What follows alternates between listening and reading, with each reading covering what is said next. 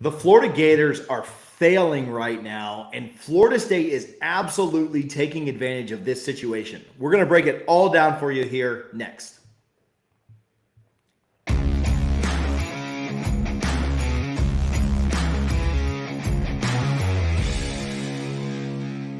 Hey guys, thanks for coming to the channel. Thanks for watching this video. I know I say that every time, but huge thanks as the growth on this channel has been unbelievable.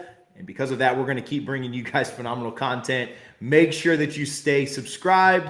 Make sure you click that notifications button. We got a lot of good stuff coming here down the pike. Florida State just finished their best season since 2014. No, not 2016. That year was good, but this year was better. Meanwhile, their biggest rival and their closest rival seems to be falling off of a cliff right now. And we're going to talk about what's going wrong at Florida under Billy Napier. We've also got a little bit of insight on the Jaden Rashada situation that we'll talk about toward the end of the video. Florida State just finished a 10-3 season and had a top 10 finish in the coaches poll, and everyone has them on their way too early top 10 or top 5 for 2023. Meanwhile, UF finished under 500 and is absolutely floundering in this moment. We're going to go through it all and talk about the Rashada situation a little bit later, so stay tuned on this one. First of all, Florida lost their best 4 offensive linemen. A couple guys to the portal, got some guys going pro, got some guys graduating. They're going to be a wreck along that offensive line, and that is not good news for UF, as they were certainly the best unit on that team last year. It's what let the running backs be so good. It's what kept them in a lot of games and kept them close against Florida State and other teams late in the year. That offensive line being a strength is no more. Meanwhile, Florida State has reloaded on the offensive line.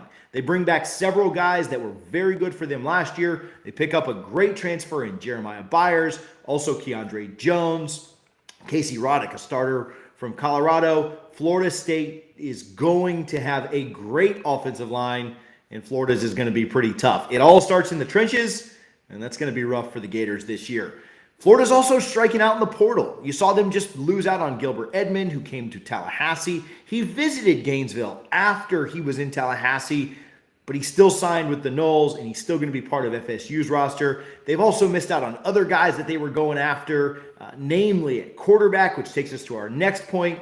But they are striking out left and right in the portal, and fans just don't really know what Napier's strategy or plan is there, because there doesn't really seem to be one. Meanwhile, Florida State has the best transfer class in the country. According to several sites, Florida State's transfers are going to be absolutely elite this year. They are impact guys, and Norvell's always done a good job in the portal, but this might be his best work yet.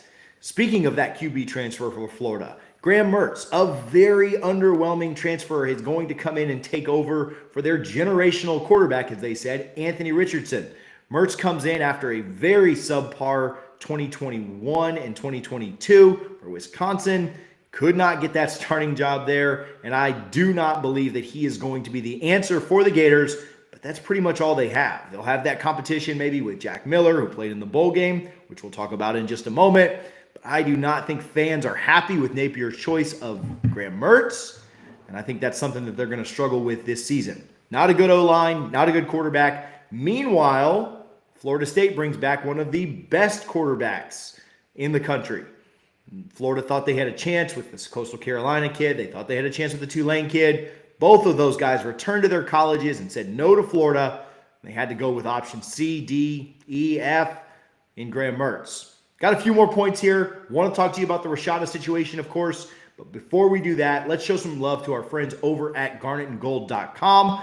Garnetandgold.com, the best locally owned, family-owned and operated retailer of FSU licensed apparel, merchandise. You can get your team and player custom jerseys. If you're looking for something NIL-wise, you're looking for something that's got a player's name on it, go to garnetandgold.com. It all goes back to our athletes. It's great, great, great quality. They have a phenomenal customer service team, and they will get you taken care of.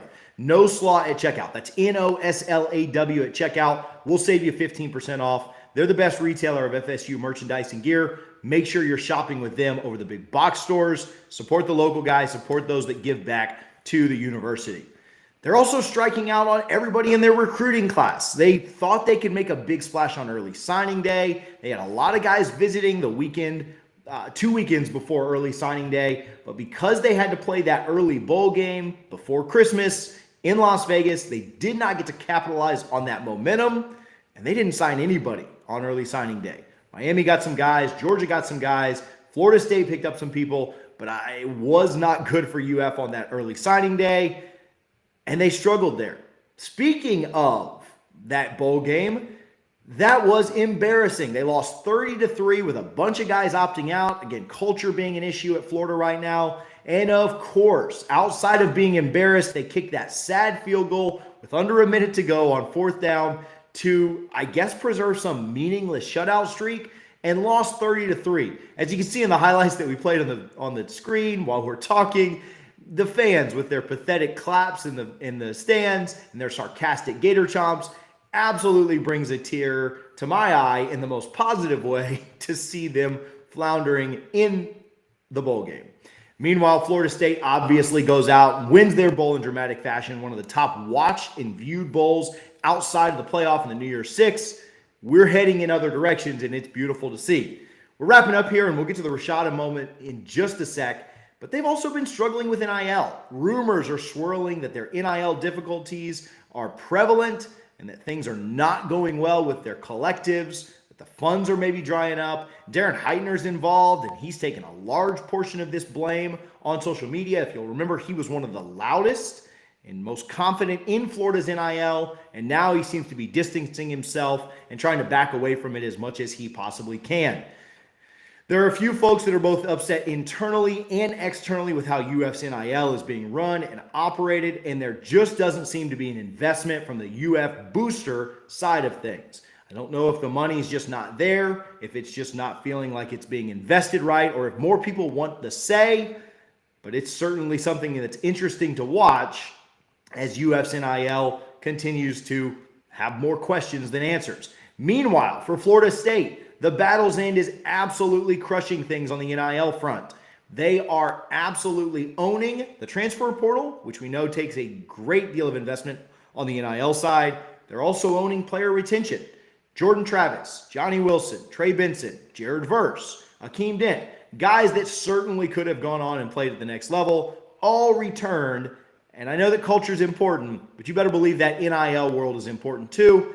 And I'm happy that the battle's end is crushing things the way that they are. We've mentioned all this, and as if all of this wasn't enough, let's get to Jaden Rashada, UF's best offensive recruit. Not only best offensive recruit, but a quarterback. The guy who is the future of your program, supposed to touch the ball every single play, has not shown up to campus just yet. On 3 reports that he asked to be released from his letter of intent, the family has refuted that and said that that's not necessarily the case, but did admit that negotiations are still happening, according to 247. And it seems like today or tomorrow will be very, very interesting, and we could find out more info there. This all appears to be over NIL money, and I know we just spoke on the NIL, but I think this is directly tied to it. It seems like there's a large amount of money. The Orlando Sentinel is saying around $13 million that isn't necessarily maybe being paid or maybe being agreed to at this point. Now that the drop ad period is almost up at Florida, it seems like the Rashada family, Jaden right now, want to be paid what they believe they're owed or what was agreed to, and the powers that be at Florida are backing off of that. We'll see what the negotiations come to. Does Florida try to salvage this and get the egg off their face as best they can, or do they end up saying, yeah, we really shouldn't have offered you that? If that number is anywhere close to accurate, I cannot fathom what UF was thinking. No high school recruit is worth multi-millions of dollars, and they didn't even get one of the top quarterbacks that I think they could have for that amount of money. I have no clue why they thought that that number was appropriate. People seem to be astonished that that number would be thrown around. I think you could have gotten Anthony Richardson back for that kind of money. Certainly isn't going to get that in the NFL to start. And so I don't know exactly what the thinking or the logic was there for UF, but the next couple of days are going to be interesting. I've been told, off record, background, that there's real concern over him leaving. And I've been told some things that we'll share in later episodes and later videos once things kind of settle out, because people do want things off record for now. but I've been told the concern is very real, and they feel like they're between a rock and a hard place. Do they end up overpaying and end up doing this to try and salvage the situation? Or do they just say, hey, it's just not worth it and let him walk? We'll find out in the next day or two, but it's interesting to see what will happen with their quarterback situation. Meanwhile, Florida State brings back not only the number 1 overall quarterback according to Pro Football Focus, Jordan Travis, who is also top 3 in Heisman odds in the country right now. They also have a very solid quarterback committed in Brock Glenn, who Florida State took from Ohio State last year, and Luke Kromenhoek, who we've talked about a ton, a top 10 quarterback in next year's class, the 2024 class, that they are super, super excited about. Quarterback worries in Tallahassee? None. None at all. We'll continue to see how things develop there. Long way from 2024 signing day, but I do think that Florida State is in a much better shape than Florida is there as well. All of this to say, things can change really quickly. It was just 2 years ago that Florida State had 3 wins, and Florida was in the SEC championship, and before they had that shoe toss, was talking about a potential playoff run if they could knock off Alabama in that game.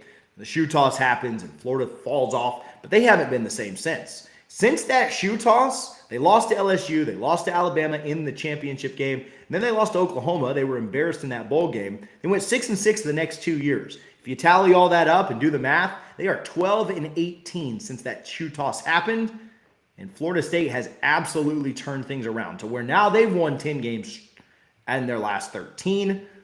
They're finishing top 10 in the country in the coaches poll, and they're dominating their rivals, both on and off the field.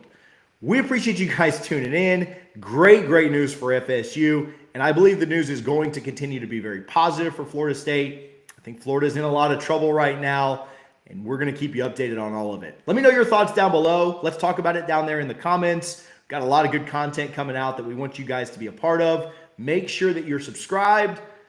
Tell a Gator fan you're praying for him if you see one today, because they certainly need it. Thank you guys for hanging out. Talk to you soon. Go Noles.